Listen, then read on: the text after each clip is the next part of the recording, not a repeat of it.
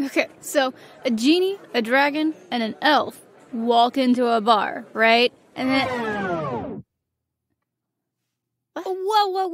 Hold up. Who wrote this shit? God, this is so lame. I'm not fucking reading it, alright? You're gonna have to do something about this. This ain't working. You think you got it? Are you sure? This had better be good. Hold up. Ah, yes. Thank you. This is much better. Okay. Now, where to start?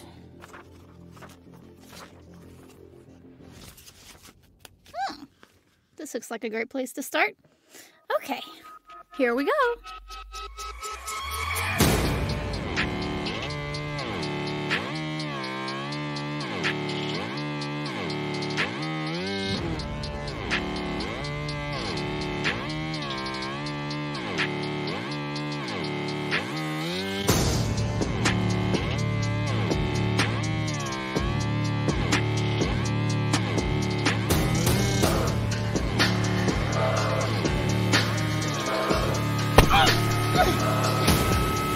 Get up, Rowan. If you want to be a part of the night race, you must learn to fight. Now get up! My commander, Trehor, says to me as I struggle to pick up my battered and bruised self off the ground.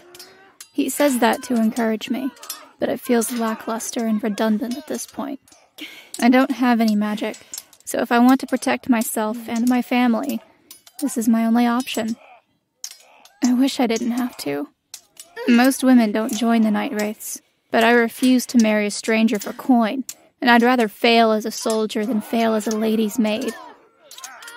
I wish I could stay home, be a farmhand, and not fight as a magicless elf in a war I have no hope of coming out of alive. I don't give a shit about most of the kingdom anyway. Why would I? I've only ever been neglected and beaten by this society, a society that doesn't much care for outcasts. That's what I am, an outcast. A nobody elf with no power and no title. I only joined for the coin that was offered to my family for my services. Even when I die, they will still get a stipend every month. At least my mother could live out her days in comfort. My mouth is full of blood and dirt, and my arms are shaking from the weight of the dull sword that I try to lift. I look at my commander and spit out the disgusting grit and copper taste. He grins at me and raises his sword in anticipation of a spontaneous attempt on my end to attack him. He knows my every move, it seems. That's it, soldier. Pick it up and come at me, he says tauntingly. His voice is deep and gravelly from too many years of yelling. It's almost like he can't hear himself unless he speaks at a high volume, because it always sounds like he's shouting at everyone when he's just talking. Fuck this! I say through clenched teeth as I strain to raise my sword higher, finally picking it up from the ground. My rage at the world and at the coming war gives me a small boost of adrenaline, and I barely feel the pain of my overworked muscles when I clash blades with Trehor. I allow my rage to carry me for another few seconds of sparring before I finally collapse and roll onto my back in a sign of yield. Commander smirks at me and sheaths his weapon. Good work today, Rowan. Your stamina has increased, and you hold your blade longer than last week. He turns to leave and shouts so everyone can hear him. Get to the washrooms. You all stink. That's enough for tonight. The other soldiers hoot and holler, giving each other high fives as they file through the entrance toward the sleeping quarters. It's almost dawn outside, a privilege to be dismissed this early. Time to take full advantage. I laboriously get up off the ground, my body screaming its objection to movement. The body is but a shell. Physical pain will pass soon. Keep going, Rowan, you have a purpose. A phrase that I tell myself every day. Sometimes it helps. Tonight, it bears a new meaning. Taking a deep breath, I start walking towards the entrance. I am the last person to leave, but I still hear the distant cacophony of the other soldiers carrying their conversations. They don't see me as an equal now. but soon they will. A foreign merchant with too much ale in his belly and too little discretion of business matters blabbered to a drunkard at the local tavern about his rare find. A genie token, which he apparently bartered for in the black market of Vindel, a large city of elven shifters. They tend to stay with their own kind, although there have been a few to live here in Seer and the other cities. The drunkard was obviously too intoxicated to do more than be awed by the merchant's story of how he acquired this token. By mistake on his part, and by miracle on mine, he took the token out of his pocket to show the drunkard. Take a look at this.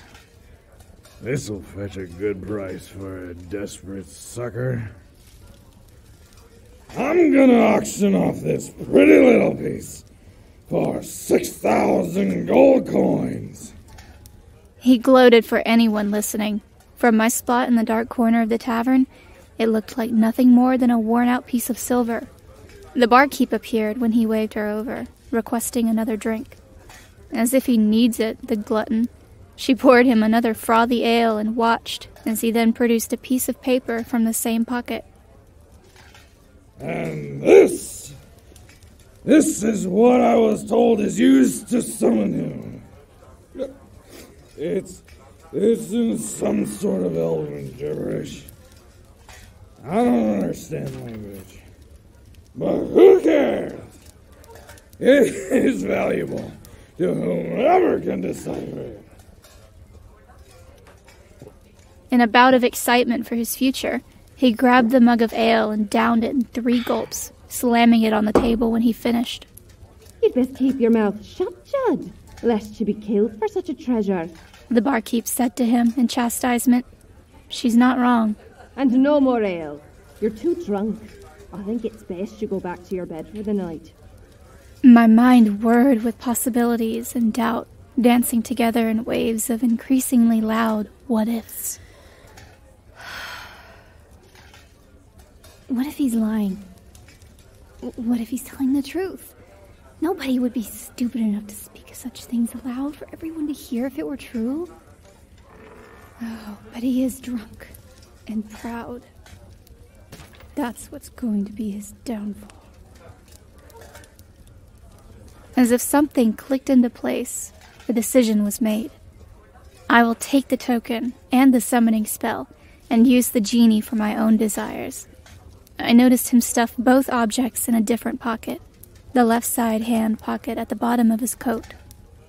It was as easy as taking candy from a baby. When the inebriated merchant got up to leave, I slunk out of the corner and simply appeared to be leaving at the same time. One good thing about being a small, inconspicuous woman who keeps to herself, no one pays you any attention. We both exit the door at the same time and turn in opposite directions. I quickly and silently turned around before he moved more than an arm's length away from me and snatched the objects from his pocket. He kept walking and didn't seem to notice. Perfect. Making my way back to the sleeping quarters, I clutched the items with an excited death grip.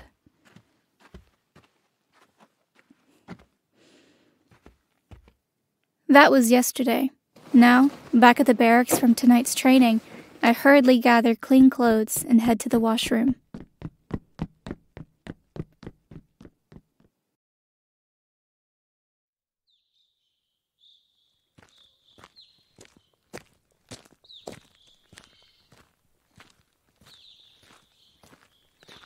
In my haste, I trip over a thick, protruding tree root and stumble forward, catching myself with the palms of my hands before I slam my head on the hard-packed dirt.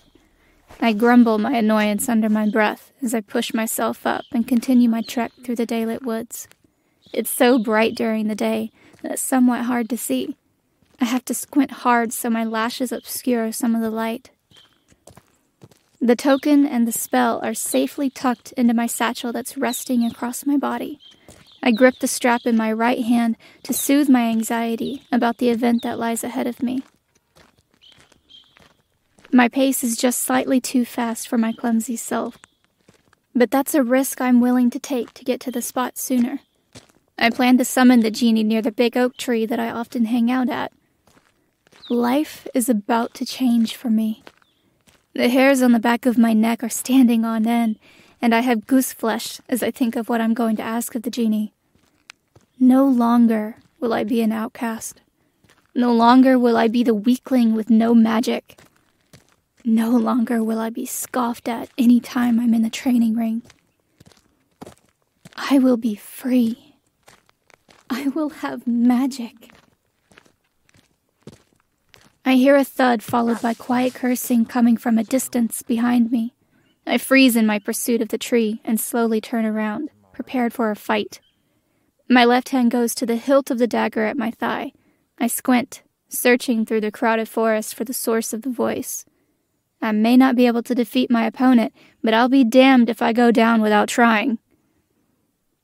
As my eyes scan the trees and fallen leaves still lying on the ground, I hear a sigh, and I immediately know who it is. Peace. You didn't think I'd let you go out during midday all on your lonesome, did you, Rowan? Torek says to me disparagingly as he steps out from the trees several paces away. How did I not know he was there? I mentally reprimand myself for being so unobservant. I scoff and drop my hand from the dagger, turning to continue my quest. I hear footsteps quicken and crunch on deadened leaves to catch up to me. You'd think an elf with stealth magic would not make so much noise. He really is silent when he wants to be, which is rarely. Come on, Rowan. You know you should have just asked me to come along. I'd never pass up an opportunity to embark on a new adventure. Speaking of which, where are we going anyway? Is it that boring old tree again? I get the feeling it's the tree. Please tell me we're going Torek seems to somewhere ramble fun on, and not the but old I oak don't tree. care. He won't stop me. I am going to the big oak tree. So turn around now if you don't want to be bored to death. Oh, my dear Rowan, as much as I dislike your need for solitude and external silence, you know very well I will always find a way not to be bored. Have you met me? I'm the life of the party. Although Commander never seems to find my personality as charming as you do. I smirk at that spark of memory from this evening when Commander Trehor smacked Torek and said in annoyance, Torek, you will cease your incessant chatter before I rip the voice box from your throat! Go scrub the toilets! I don't want to train you today. You are the sewing needle shoved in my eye. When I go piss, that bowl better gleam! But sir, the toilet may already be used by the time you go to use it. Without knowing exactly when you have to piss, I cannot guarantee you a gleaming throne. Gleaming, Torek! Commander yelled, spittle flying in Torek's face, and walked off. Yes, well, he grounds you. You need it. Torek bursts out laughing, being the overdramatic character he always is. Oh, sweetheart, you amuse me to no avail. He wipes at a stray tear. If only he could have been dropped off at the performing arts camp. He would have done better as a stage actor. No one can break my spirit. Not even an old brute like him. He just makes it much more enjoyable. By the way, what's brought you to the tree today? Was it training? I saw he pushed you to fail. You look exhausted. You'll never get a man with those dark circles under your eyes. Tisk, tisk. When he notices my silence and determined expression, he looks at me with concern. Rowan, you will get there. You're a woman. Women are naturally weaker than men. Just means you must work harder to kick their asses. They will accept you. You'll see. My lips tighten into a thin line, but I remain staring ahead and don't speak. Almost there. Torek may be adventurous, but he wouldn't want me to do what I'm about to do. All right. He quickly steps in front of me and walks backwards when he realizes I will run him over if he gets in my way. Bastard. If I were to walk backwards, I'd trip over the first rock. Tell me, what are you doing? What is the real reason you were going to the tree tonight? I've already decided I'm going with you, and I'm not leaving, so You might as well tell me so we both know what we're getting ourselves into. Rowan, what's going on? He's grabbed my shoulders and shook me, making us stop. That would have been a problem had we not already made it to the tree. I glared at him for a moment before shrugging out of his grasp and grabbing his stick. I make a summoning circle with the stick, big enough for the both of us to be in. Like he said, he's not leaving. Well, I wanted to leave you out of this, but I should have known you'd follow me. I want to be mad at myself for not noticing your presence earlier, but with your stealth magic, there's no use. Magicless as I am, I wouldn't know you were there until you were right upon me. Which begs me to wonder how you just so happened to stub your toe and make noise. I look over my shoulder at him with an accusatory stare. He shrugs and makes no move to explain. So, I turn back to the circle and finish, then grab the spell and token from my pocket. I turn to face him with the items in my hands, and he looks at them warily. What is that, Rowan? What dangerous situation are you trying to put yourself into? You know I've no magic. I'm weak. Everyone shuns me and thinks of me as inferior. Hell, I can barely lift a damn sword. I want to be powerful. I want to be looked at with respect, and maybe even admiration. The only thing keeping me tied to this life is my family. I will die in the war, and they will be handsomely paid for my sacrifice. My emotions are roiling, and adrenaline is coursing through my body, but I've learned control. I've learned to not let on how I'm feeling and appear even weaker. Torek is my only friend, however, so he sees right through me. For someone so chatty, he's quite observant. Torek takes a tentative step towards me with a look of concern mixed with pity. He reaches a hand out to me and I step back, still within the circle. But that doesn't have to happen. I could be powerful and admired and respected and maybe even feared. Tonight, my destiny can change. Torek looks me in the eyes and asks, How? I grin at him. Just watch. And stay back.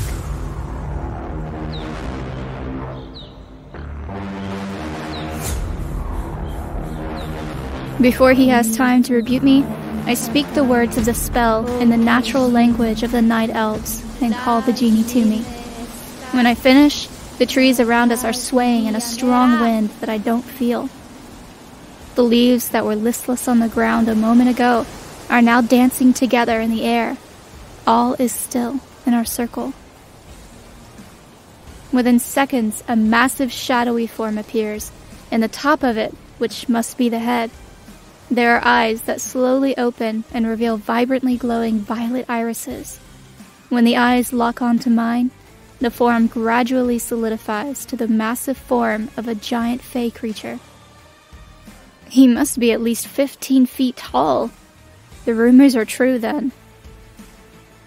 My life is about to change. I stare in awe at the enormous, legendary, magical mystery before me. His skin is a deep purple that contrasts with his dark orange-colored hair, which is partly dreaded with silver clamps and rings in it. Torek has paled beside me and is, for once, speechless. I watch him from the corner of my eye as he struggles to process what's happening. Good. That means he'll be too dumbfounded to get in my way. Genie! I am the one who summoned you! I am told you are to grant your summoners a wish! Yes, I know you are the one who carries my token. I shall grant you one thing, whatever your heart desires. However, be warned, I will not undo the gift nor alter it after it has been given. choose wisely. Hold the token in the palm of your hand and fill it with your intent, your desire, your wish.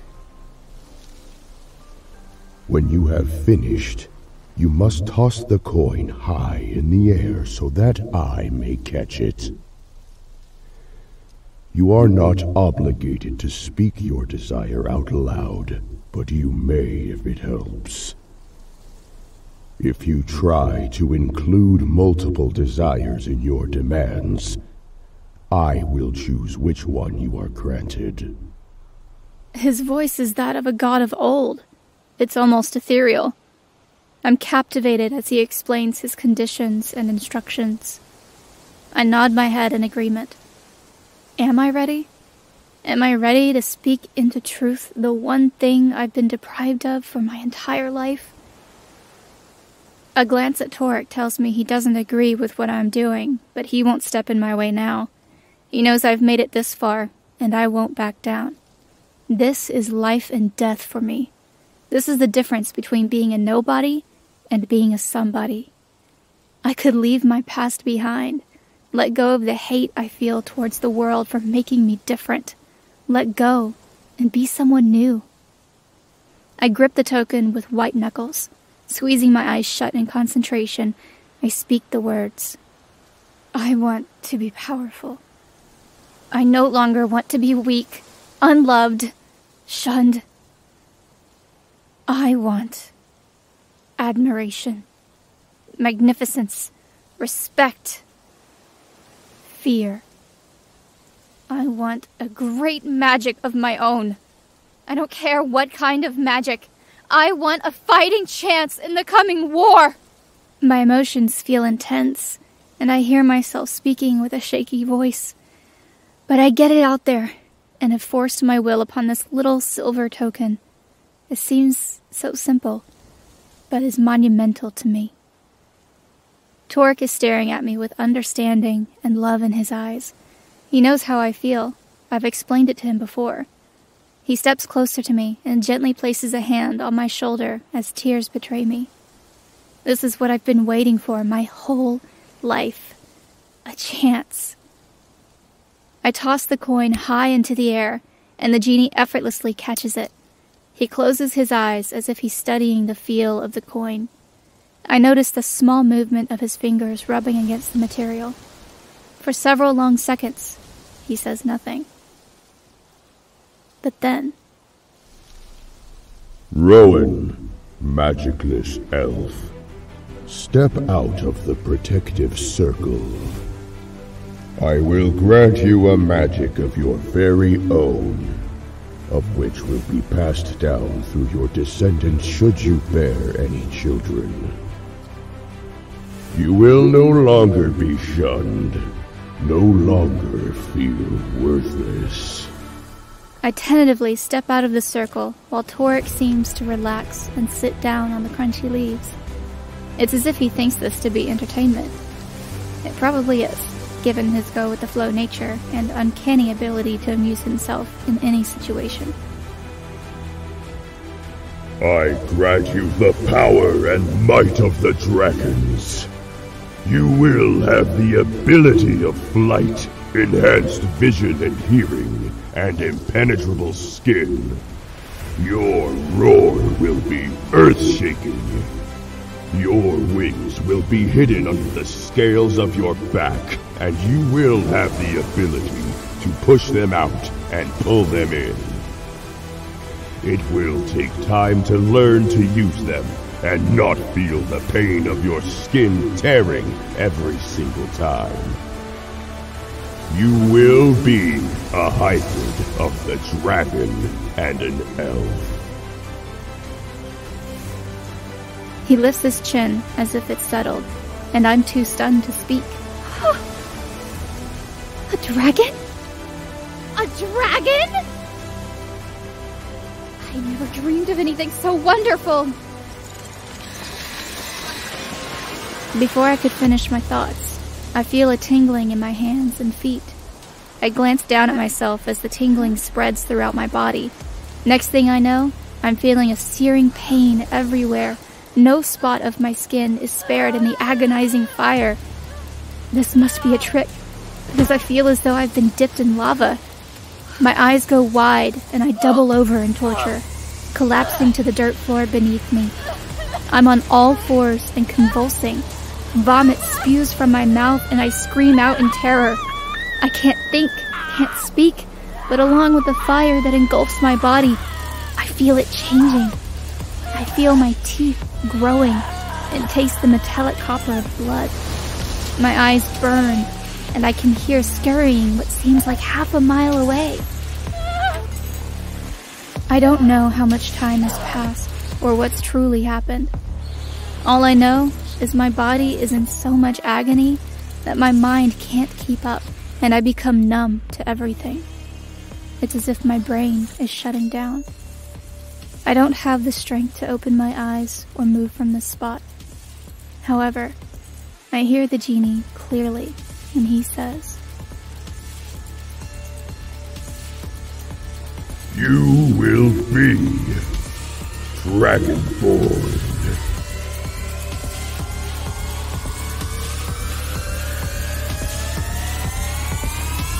Next thing I hear is what sounds like a bunch of pebbles falling to the ground. Time stands still.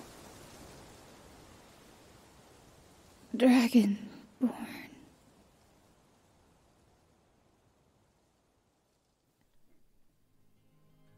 That's the last thing I remember. I wake up in my bed and look out the window. It's dawn. I jerk straight up, thinking surely that must have been a dream. But when I catch a glimpse of my hands, my nails are longer and pointed. The skin of my hands and arms are now scales. A light seafoam green color with metallic gold edges on each scale. I slowly move my fingers to touch my teeth, feeling the canines are elongated and sharp. I rip off the covers and stand up, but then must sit back down when a wave of dizziness rolls over me. My stomach growls fiercely just as the door to my small room bursts open. I whip my head around to see Torek and Commander Traor striding towards me. They both look like I'm in trouble. I cower in anticipation. Torek stops beside me and glares at me. Then he swoops me up and hugs me tightly, gently whispering in my ear. Don't ever scare me like that again. Tell me before you do something so stupid next time.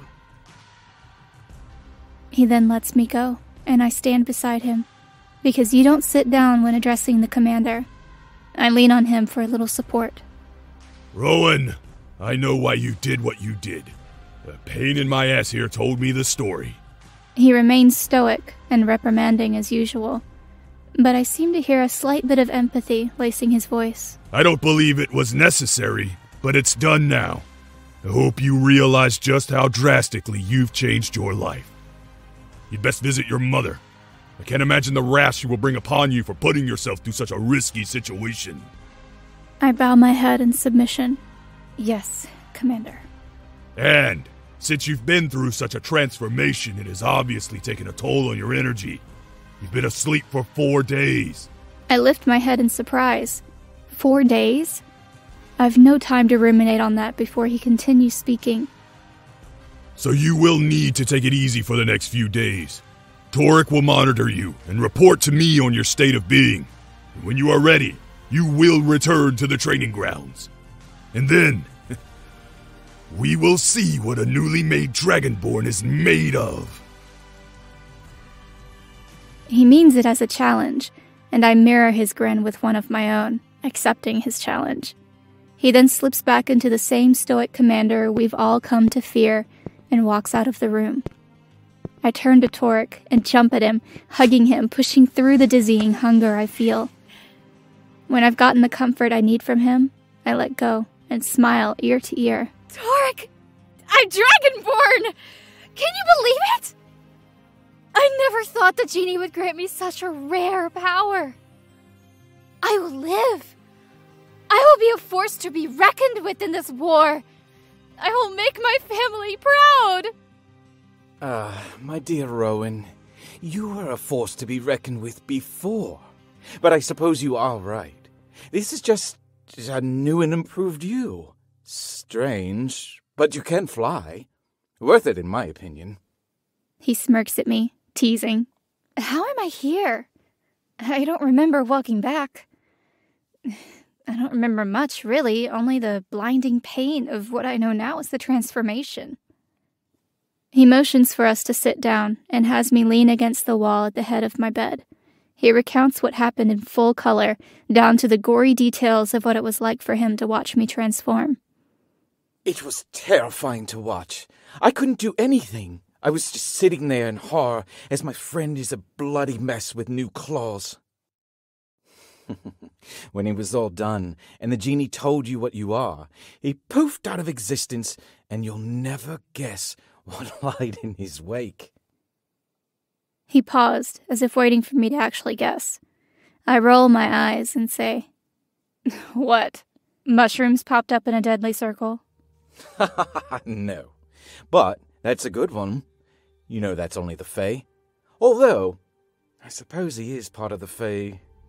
Anyway, no, it was candy. Fucking candy! Just burst from the spot he stood in and fell to the ground like I don't know, but it was like he was just made of this hard little candy, and when he disappeared, that took his place. He pulls bits of candy from his pocket and shows it to me. Isn't that cool? And it's fucking delicious. He demonstrates by tossing a piece into his mouth and crunching down on it. I laugh because Torque is still his silly self, even after witnessing a legendary genie turn me into a hybrid elf with the blood of dragons. Life is about to get colorful. The end.